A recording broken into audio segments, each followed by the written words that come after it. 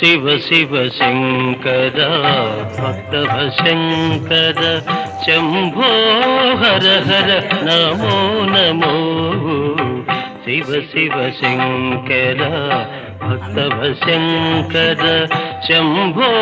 హర హర నమో నమో